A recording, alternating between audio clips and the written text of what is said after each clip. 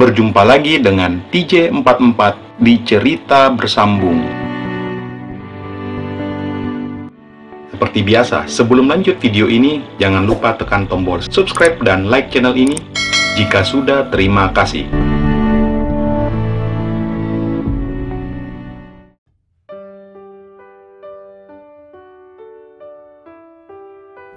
Sayup-sayup sinar sang surya menembus jendela kosan Reva pagi ini. Masih mengumpulkan setengah nyawanya, dia pun menguncek-uncek kedua matanya untuk mengembalikan kesadarannya di pagi hari ini. Sedih dan sebuah rasa penyesalan menghinggapi perasaannya saat ini mengingat kejadian semalam membuatnya mengeluarkan air matanya. Masih bermas-maskan gadis itu menegangkan kedua tangannya ke atas lalu mencoba bangun dari tempat tidurnya.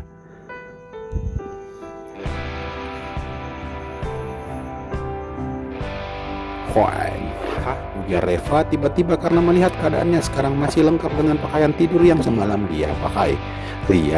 Yan, lu di mana? Reva bangkit dari ranjang sambil berjalan menuju ke toilet karena kosannya sekarang lengkap dengan toilet di dalam.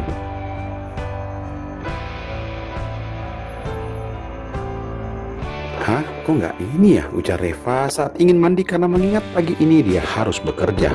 Apa gua hanya mimpi doang semalam? Gumamnya pelan.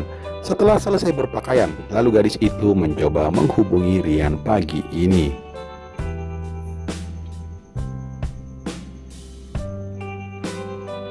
Halo Yan, semalam lu pulang jam berapa? Tanya Reva saat Rian mengangkat teleponnya. Gak lama kamu tidur, aku langsung balik, Fa, karena Indah semalam minta dijemput, ujar Rian di seberang. Syukurlah kalau begitu, ujar Reva lega karena mengingat kejadian semalam hanyalah sebuah mimpi buruk belaka.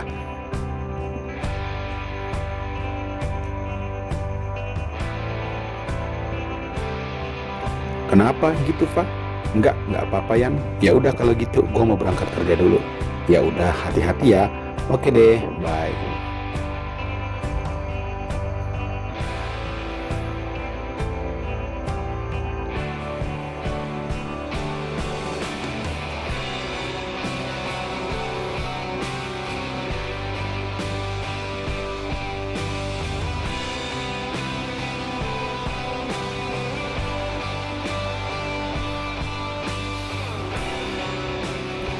Sebuah sedan All New Civic pagi ini melaju dengan kecepatan sedang menuju ke Hotel Clarion. Karena setelah beberapa hari yang lalu berdiskusi dengan kedua sahabatnya untuk posisi yang akan menghandle bisnisnya di area Indonesia Timur, maka manajemen memutuskan bahwa kandidat yang akan mengisi posisi tersebut lebih baiknya dari orang di dalam.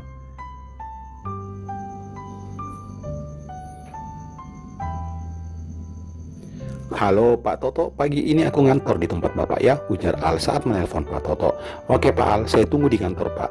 Saat tiba di hotel, dia tak segera menghubungi Pak Toto, tetapi lebih memilih menengok si Reva. Al dengan santai melangkah masuk ke resepsionis.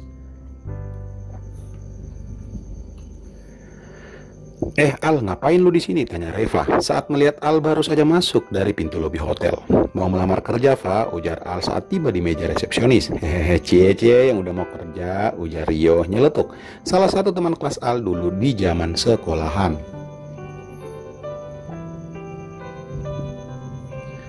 Pak Toto ada? Tanya Al. Ngapain lu nyari Big Boss? Tanya Reva dengan tatapan menyelidik. Kepo kamu, Fah, urusan aku dong, jawab Al. Lalu tiba-tiba matanya bertemu pandang dengan Rahma yang baru saja tiba di meja resepsionis. Hai sih, ngapain di sini? Tanya Rahma menyapa Al. Mau ini jawabnya. Bohong banget lu Al, paling juga mau ngelamar jadi OB dia mah, ujar Reva. Tiba-tiba ada panggilan masuk di HP Al dari Pak Toto, membuat Al harus menjauh dari mereka. Iya Pak, oke, aku bentar lagi naik ke ruangan Bapak.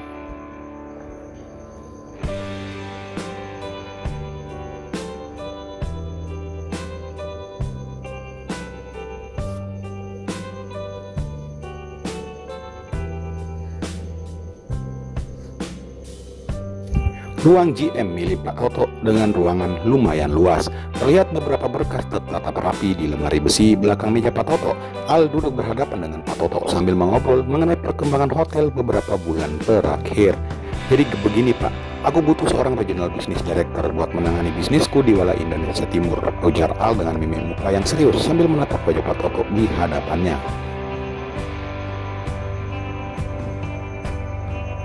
Iya Pak, terus apakah udah ada kandidat untuk mengisi posisi tersebut? Tanya Pak Toto. Udah, jawab Al. Alhamdulillah Pak, kalau gitu biar nanti saya akan support apa aja yang beliau butuhkan, ujar Pak Toto sambil tersenyum.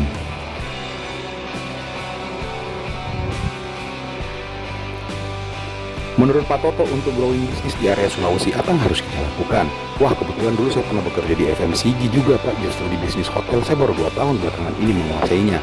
Jadi menurut saya untuk wilayah Sulawesi saat ini sedang didominasi oleh bisnis FMCG, khususnya di bidang home care dan beberapa produk ready to drink, dan juga mungkin di bisnis kuliner, ujar Pak Toto.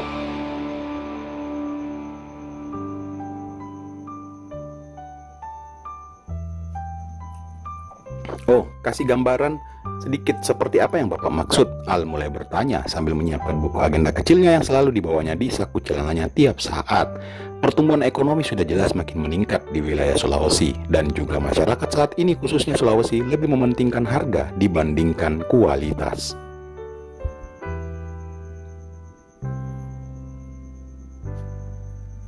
Jawaban Bapak masih belum menjawab pertanyaanku, ujar Al sambil tersenyum, membuat suasana supaya tidak kaku.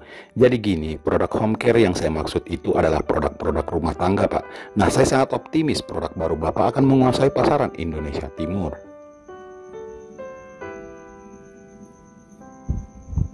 Kenapa Bapak sangat yakin? Karena dinilai dari sisi price Pak. Terakhir istri saya membeli produk tersebut, walaupun masih sedikit availability-nya di market, ternyata harganya sangat jauh di bawah produk kompetitor, tetapi kualitasnya hampir sama dengan kompetitor.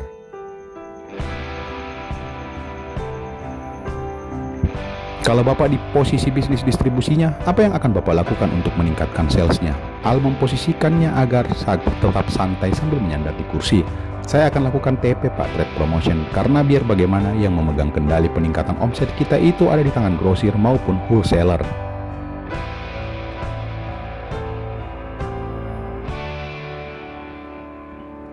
Contohnya, saya akan mengajukan kontrak grosir memakai koin emas, bukan kontrak volume discount, karena emas adalah salah satu investasi yang sangat bagus, dan juga pihak grosir akan senang apabila diberikan sebuah hadiah atau kerjasamanya selama ini. Maka mereka akan bergairah menjual produk kita semakin banyak dibandingkan menjual produk kompetitor.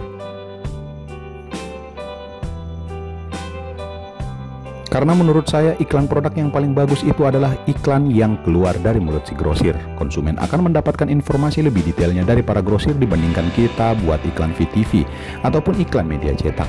Cuma berapa persen doang efektifnya untuk menunjang peningkatan sales di masa akan datang. Menarik? Mungkin akan saya pikirkan bareng tim marketing.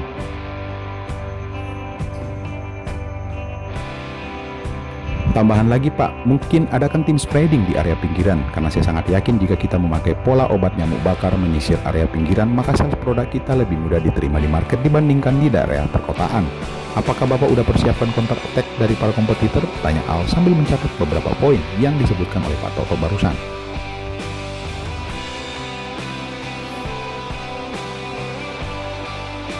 Pastinya Pak, kompetitor pasti akan melakukan perlawanan balik terhadap kita. Tapi selama ini pengalaman saya di FMCG, kompetitor akan melakukan price gila-gilaan di market, tetapi tetap tidak mampu menyaingi price kita saat ini. Karena kenapa? Karena price kita masih selisih 35% dari harga kompetitor.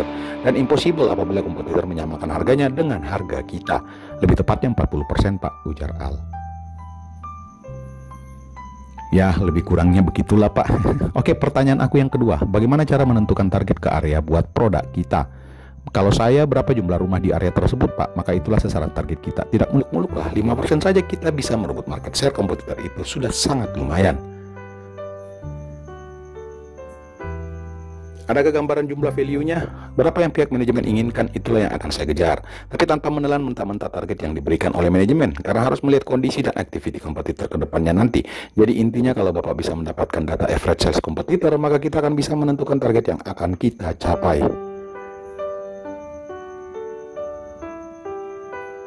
Kalau aku bilang target yang manajemen inginkan untuk 3 bulan terakhir sebesar 3 miliar, menurut Bapak bagaimana? Saya optimis bisa mengejarnya dalam waktu 3 bulan. Bisa coba gambarkan salesnya datang dari mana? Al mulai mengasah kemampuan Pak Toto tentang dunia distribusi. Berapa harga per kartonnya Pak? 127.000 per karton, isi 24 pieces. Berapa jumlah langganan yang terregister di database? Sekitar 40 ribuan toko. Saya hanya butuh 25% saja, kita bisa masukin ke toko-toko tersebut. Masing-masing toko kita coba sistem konsinyasi menitip jualkan uang kartal per bulannya dengan memberikan sebuah gimmick JP Consumer Promo supaya membuat konsumen menjadi tertarik untuk membeli produk kita. Dan tentu saja dibantu oleh pihak toko untuk memperkenalkan produk kita ke mereka. Ya, dengan cara yang tadi saya bilang Pak, target volume. Oke, saya lock statement kamu saat ini. Dan apakah Bapak sudah mempunyai kandidat untuk menggantikan posisi Bapak di hotel? Maksud Bapak? Tanya Pak Toto sedikit terkejut atas ucapan Al. Untuk posisi RBDS Indonesia itu akan aku berikan ke Bapak. Mendengar kalimat yang Al katakan barusan membuat Pak Toto terkejut sesaat.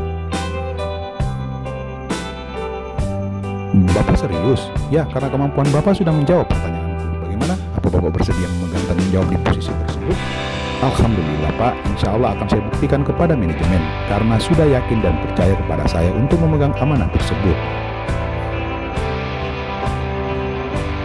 Jadi apakah Bapak sudah punya kandidat untuk mengisi posisi Bapak di hotel? Reza Pak, marketing manager kita. Atas dasar apa Bapak memilih dia? Tanya Al sambil meminum soft drink di hadapannya yang sebelumnya disiapkan oleh Pak Toto. Karena biar bagaimana dia paling mengerti akan bisnis hotel saat ini dan hanya dia yang mampu memegang kendali di hotel ini. Attitude-nya gimana? Saya bisa pastikan attitude-nya lumayan baik Pak selama ini bekerja dengan saya. Oke, semua keputusan ada di tangan Pak Toto. Nanti lebih detailnya biar Ibu Citra yang akan menjelaskan ke Bapak mengenai semuanya. Siap laksanakan Pak. Dan sekali lagi terima kasih atas kepercayaan manajemen terhadap saya Pak. You're welcome. Ini juga karena hasil kerja keras Bapak selama ini dan juga tentu saja atas masukan dari Pak Ferdi selaku pemilik hotel sebelumnya. Oh iya, waktunya makan siang Pak ya. Bapak mau makan di mana? Biar bareng saya saja makannya. Apa aja deh. Ujar Al yang sudah membuka HP-nya dan melihat beberapa pesan masuk maupun telepon masuk karena tadi sempat dia silent HP-nya.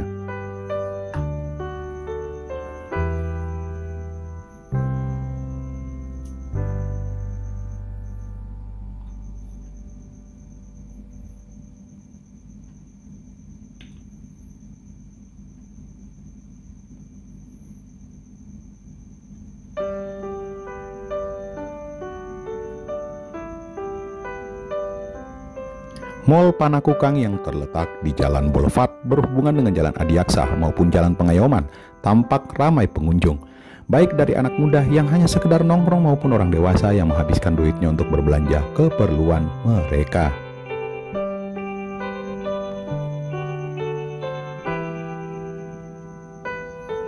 Sore ini Al janjian dengan Rahma di Mall Panakukang. Setelah memarkir mobilnya di parkiran mall, maka segera Al mengkonfirmasi ke Rahma bahwa posisinya sudah di TKP. Excelso Cafe menjadi pilihan Al saat ini untuk janjian bersama Rahma. Maka saat tiba di meja bagian dalam, maka seorang waiters menghampirinya untuk menawarkan pesanan yang diinginkannya.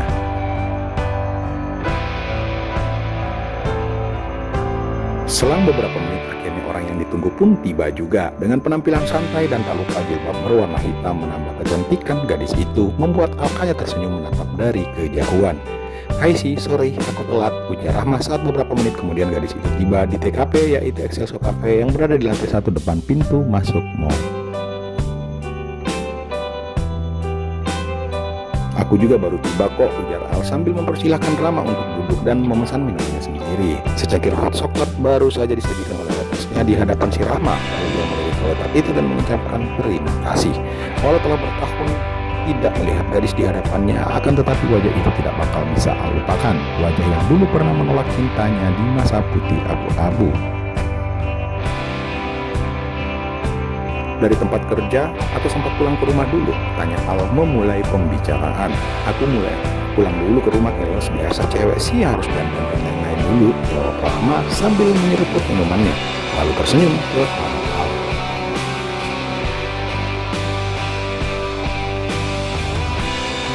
Dari rumah tadi jam berapa? Tanya Al. Jam 4 dan pertanyaanmu masih apa sih yang berbobot kayak gitu? Ujar Rahma sambil geleng-gelengkan kepalanya. Maaf atas kejadian yang malam, dan hal yang ada malu mengingat kejadian di dalam mobil 2 hari yang lalu. Nggak apa-apa sih, kan aku juga butuh. Dan juga aku udah ngungkapin perasaanku sama kamu. Kenapa jadi ngomong kayak gitu ya? Sorry, aku cuma mau bilang kalau aku benar-benar mau ketemu dengan kamu, ujar Al. Masih sedikit kaku, membuat Rahmat tersipu dan segera pindah tempat. Lebih tepatnya di samping Al, duduk berdua di sofa berwarna coklat dengan cahaya sedikit remang membuat suasana makin mendukung. Iya, aku tahu. Kenapa kamu pindah tempat? Tanya Al saat Rahmat sudah menyandarkan kepalanya di pundak. Emang gak boleh aku menyandar di bahu kamu? Ujar Rahmat sambil menenggakkan wajahnya menatap wajah Al.